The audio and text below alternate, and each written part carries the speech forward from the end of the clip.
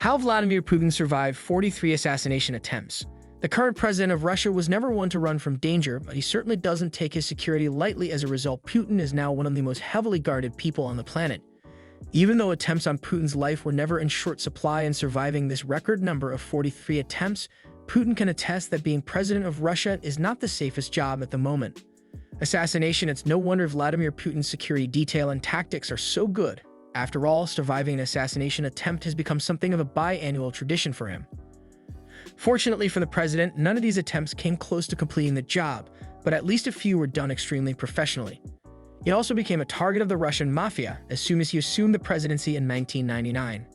There was a sort of preliminary strike as Putin cracked down on organized crime and stood firm in his determination to uproot it. However, an elaborate car bombing plot was foiled and the culprits were caught and sent to jail or hell, whichever was closer.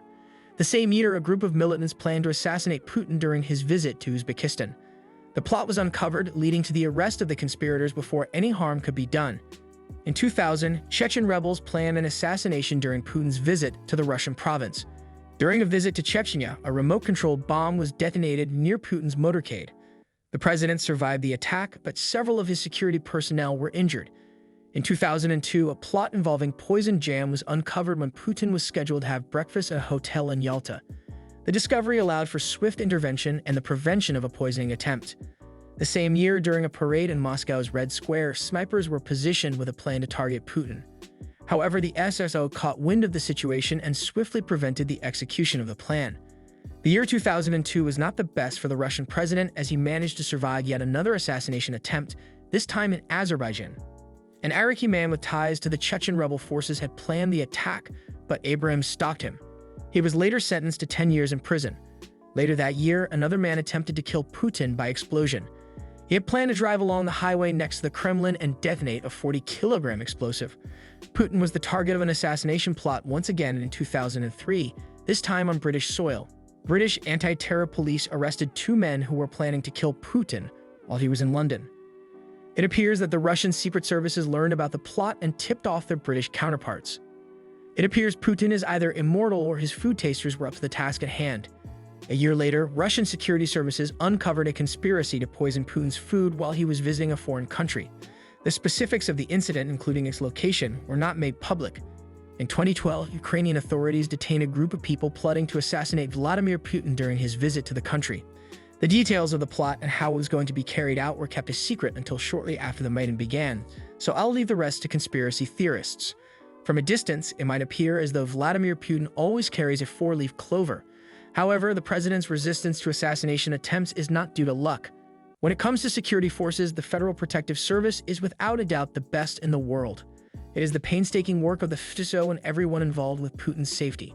The FSO is a strong organization with roots in the history of the KGB, a renowned Soviet intelligence agency that was founded after the fall of the Soviet Union. The FSO was given the task of protecting senior government officials, protecting crucial government facilities, and safeguarding classified information. Over the years, the FSO has grown its sphere of influence by incorporating numerous other government agencies under its purview. Viktor Zolotov is a complicated and divisive character.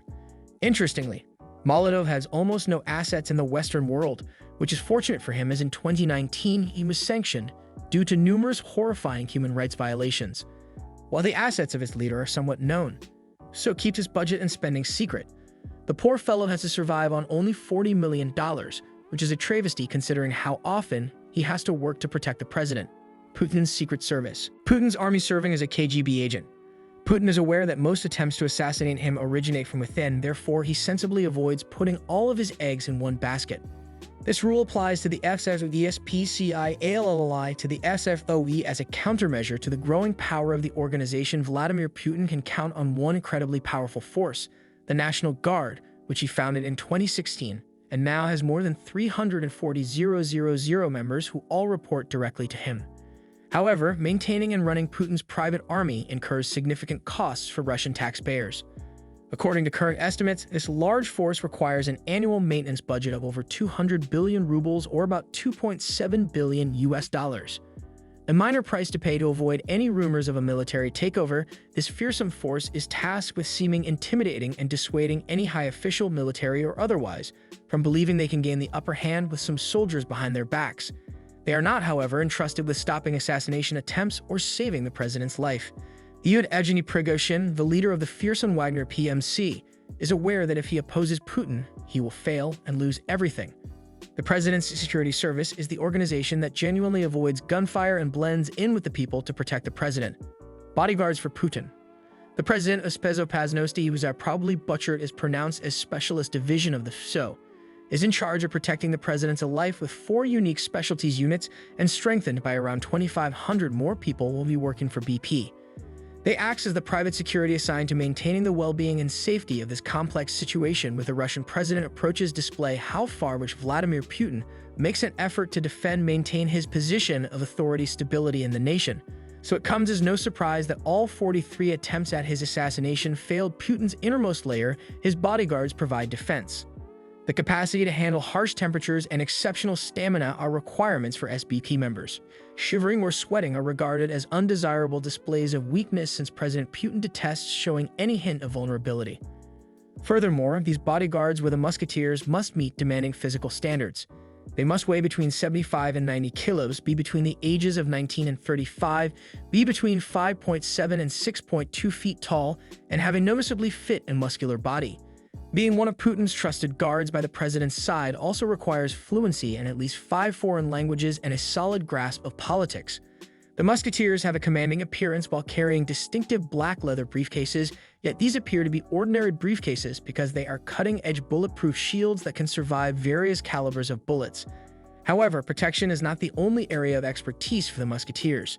They are skilled fighters with 9mm Garza pistols loaded with armor-piercing rounds that have a range of 50 meters. In addition to the musketeers, the protective apparatus consists of other units working behind the scenes. The second unit consists of secret guards dispersed throughout the public. Their arsenal also includes Kevlar umbrellas that serve as both shields against small-caliber weapons and practical umbrellas. While their combat skills are kept secret, these highly trained psychologists use facial expressions, walking patterns, and posture to identify potential threats. Their main responsibility is to gather information and work with other units to neutralize threats. So this is the end of our today's video. Do you like it? Kindly give your valuable response in our comment section below, and don't forget to subscribe to our YouTube channel for more interesting and informative videos.